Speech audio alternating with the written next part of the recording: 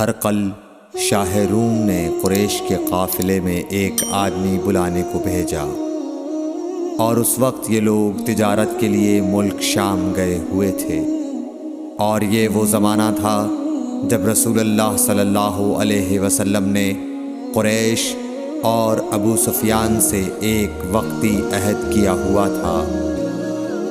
جب ابو سفیان اور دوسرے لوگ ہرقل کے پاس ایلیا پہنچے جہاں ہرقل نے دربار طلب کیا تھا، اس کے گرد روم کے بڑے بڑے لوگ، علماء، وزراء و امراء بیٹھے ہوئے تھے۔ ہرقل نے ان کو اور اپنے ترجمان کو بلوایا، پھر ان سے پوچھا کہ تم میں سے کون شخص مدعی رسالت کا زیادہ قریبی عزیز ہے؟ ابو سفیان کہتے ہیں کہ میں بول اٹھا کہ میں اس کا سب سے زیادہ قریبی رشتہ دار ہوں۔ یہ سن کر ہرقل نے حکم دیا کہ اس ابو سفیان کو میرے قریب لا کر بٹھاؤ اور اس کے ساتھیوں کو اس کی پیٹھ کے پیچھے بٹھا دو۔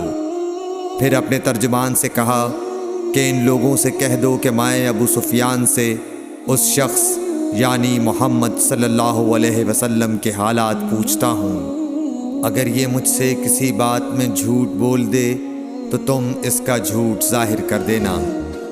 ابو سفیان کا قول ہے کہ خدا کی قسم اگر مجھے یہ غیرت نہ آتی کہ یہ لوگ مجھ کو جھٹلائیں گے تو میں آپ صلی اللہ علیہ وسلم کی نسبت ضرور غلط گوئی سے کام لیتا۔ خیر، پہلی بات جو ہرقل نے مجھ سے پوچھی وہ یہ کہ اس شخص کا خاندان تم لوگوں میں کیسا ہے؟ میں نے کہا وہ تو بڑے اونچے عالی نسب والے ہیں۔ کہنے لگا اس سے پہلے بھی کسی نے تم لوگوں میں ایسی بات کہی تھی؟ میں نے کہا نہیں۔ کہنے لگا اچھا اس کے بڑوں میں کوئی بادشاہ ہوا ہے؟ میں نے کہا نہیں۔ پھر اس نے کہا بڑے لوگوں نے اس کی پیروی اختیار کی ہے یا کمزوروں نے؟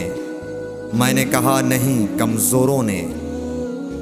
پھر کہنے لگا اس کے تابعدار روز بڑھتے جاتے ہیں یا کوئی ساتھی پھر بھی جاتا ہے؟ میں نے کہا نہیں۔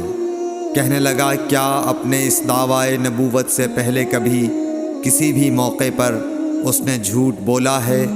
میں نے کہا نہیں، اور اب ہماری اس سے صلح کی ایک مقررہ مدت ٹھہری ہوئی ہے، معلوم نہیں وہ اس میں کیا کرنے والا ہے۔ ابو سفیان کہتے ہیں میں اس بات کے سوا اور کوئی جھوٹ اس گفتگو میں شامل نہ کر سکا۔ ہرقل نے کہا کیا تمہاری اس سے کبھی لڑائی بھی ہوئی ہے؟ ہم نے کہا کہ ہاں۔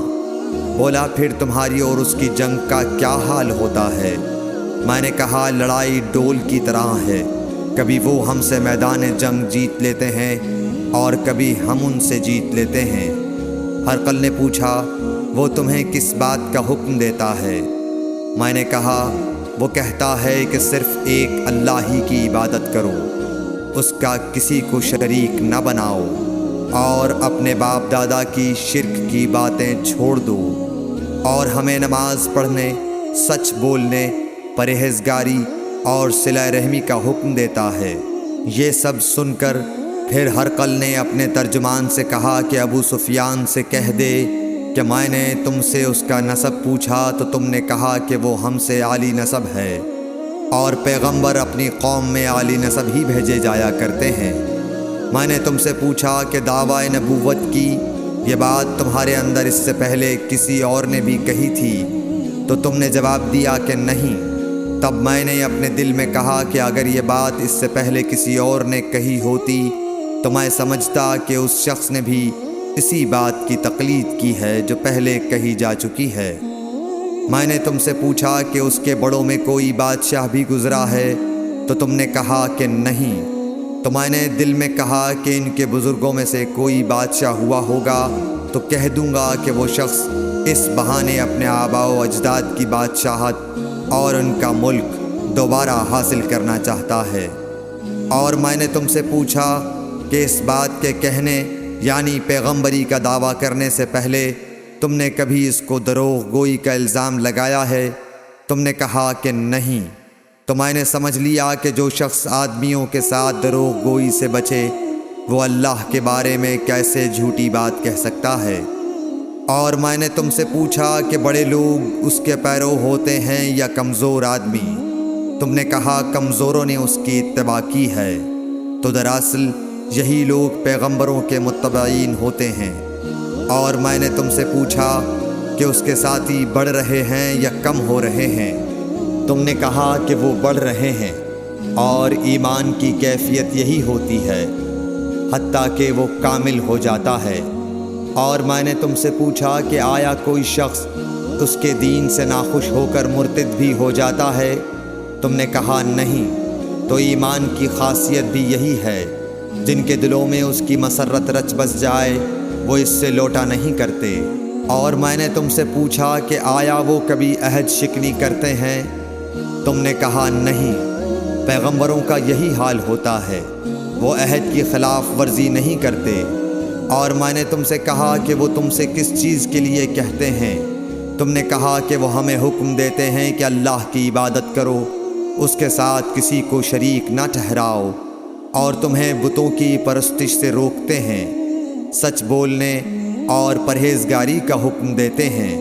لہٰذا اگر یہ باتیں جو تم کہہ رہے ہو سچ ہیں تو عنقریب وہ اس جگہ کا مالک ہو جائے گا کہ جہاں میرے یہ دونوں پاؤں ہیں۔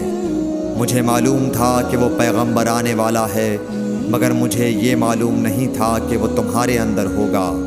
اگر میں جانتا کہ اس تک پہنچ سکوں گا تو اس سے ملنے کے لیے ہر تکلیف گوارا کرتا۔ اگر میں اس کے پاس ہوتا تو اس کے پاؤں دھوتا۔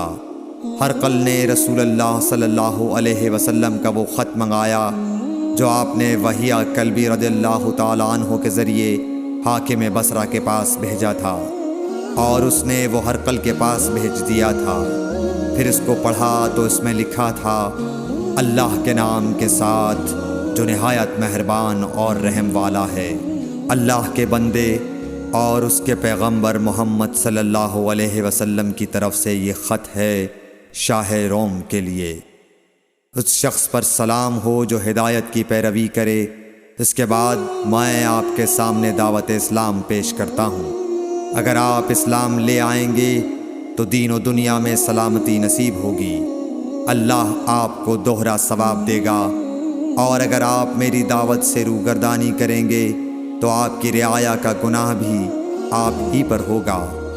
اور اے اہل کتاب، ایک ایسی بات پر آ جاؤ جو ہمارے اور تمہارے درمیان یکساں ہے، وہ یہ کہ ہم اللہ کے سوا کسی کی عبادت نہ کریں اور کسی کو اس کا شریک نہ ٹھہرائیں، اور نہ ہم میں سے کوئی کسی کو خدا کے سوا اپنا رب بنائے۔ پھر اگر وہ اہل کتاب اس کتاب سے منہ پھیر لیں تو مسلمانوں، تم ان سے کہہ دو کہ تم مانو یا نہ مانو، ہم ایک خدا کے اطاعت گزار ہیں۔ ابو سفیان کہتے ہیں، جب ہرقل نے جو کچھ کہنا تھا کہہ دیا اور خط پڑھ کر فارغ ہوا تو اس کے ارد گرد بہت شور و غوغا ہوا، بہت سی آوازیں اٹھیں اور ہمیں باہر نکال دیا گیا۔ تب میں نے اپنے ساتھیوں سے کہا کہ ابو کبشہ کے بیٹے حضرت صلی اللہ علیہ وسلم کا معاملہ تو بہت بڑھ گیا۔ دیکھو تو اس سے بنی اصفر روم کا بادشاہ بھی ڈرتا ہے۔ مجھے اس وقت سے اس بات کا یقین ہو گیا کہ حضور صلی اللہ علیہ وسلم عنقریب غالب ہو کر رہیں گے، حتیٰ کہ اللہ نے مجھے مسلمان کر دیا۔ راوی کا بیان ہے کہ ابن ناطور ایلیا کا حاکم ہرقل کا مصاحب اور شام کے نصارہ کا لاٹ پادری بیان کرتا تھا کہ ہرقل جب ایلیا آیا ایک دن صبح کو پریشان اٹھا تو اس کے درباریوں نے دریافت کیا کہ آج ہم آپ کی حالت بدلی ہوئی پاتے ہیں، کیا وجہ ہے؟ ابن ناطور کا بیان ہے کہ ہرقل نجومی تھا، علم نجوم میں وہ پوری مہارت رکھتا تھا۔ اس نے اپنے ہم نشینوں کو بتایا کہ میں نے آج رات ستاروں پر نظر ڈالی تو دیکھا کہ ختنہ کرنے والوں کا بادشاہ ہمارے ملک پر غالب آ گیا ہے۔ بھلا اس زمانے میں کون لوگ ختنہ کرتے ہیں؟ انہوں نے کہا کہ یہود کے سوا کوئی ختنہ نہیں کرتا، سو ان کی وجہ سے پریشان نہ ہوں۔ سلطنت کے تمام شہروں میں یہ حکم لکھ بھیجیے کہ وہاں جتنے یہودی ہوں سب قتل کر دیے جائیں۔ وہ لوگ انہی باتوں میں مشغول تھے کہ ہرقل کے پاس ایک آدمی لایا گیا جسے شاہ غسان نے بھیجا تھا۔ اس نے رسول اللہ صلی اللہ علیہ وسلم کے حالات بیان کیے۔ جب ہرقل نے سارے حالات سن لیے تو کہا کہ جا کر دیکھو وہ ختنہ کیے ہوئے ہے یا نہیں۔ انہوں نے اسے دیکھا تو بتلایا کہ وہ ختنہ کیا ہوا ہے۔ ہرقل نے جب اس شخص سے عرب کے بارے میں پوچھا تو اس نے بتلایا کہ وہ ختنہ کرتے ہیں۔ تب ہرقل نے کہا کہ یہی محمد صلی اللہ علیہ وسلم اس امت کے بادشاہ ہیں جو پیدا ہو چکے ہیں۔ پھر اس نے اپنے ایک دوست کو رومیہ خط لکھا اور وہ بھی علم نجوم میں ہرقل کی طرح ماہر تھا۔ پھر وہاں سے ہرقل حمص چلا گیا۔ ابھی حمص سے نکلا نہیں تھا کہ اس کے دوست کا خط اس کے جواب میں آ گیا۔ اس کی رائے بھی حضور صلی اللہ علیہ وسلم کے ظہور کے بارے میں ہرقل کے موافق تھی کہ محمد صلی اللہ علیہ وسلم واقعی پیغمبر ہیں۔ اس کے بعد ہرقل نے روم کے بڑے آدمیوں کو اپنے حمص کے محل میں طلب کیا اور اس کے حکم سے محل کے دروازے بند کر لیے گئے۔ پھر وہ اپنے خاص محل سے باہر آیا اور کہا، اے روم والو، کیا ہدایت اور کامیابی میں کچھ حصہ تمہارے لیے بھی ہے؟ اگر تم اپنی سلطنت کی بقا چاہتے ہو تو پھر اس نبی صلی اللہ علیہ وسلم کی بیعت کر لو اور مسلمان ہو جاؤ۔ یہ سننا تھا کہ پھر لوگ وحشی گدھوں کی طرح دروازوں کی طرف دوڑے مگر انہیں بند پایا۔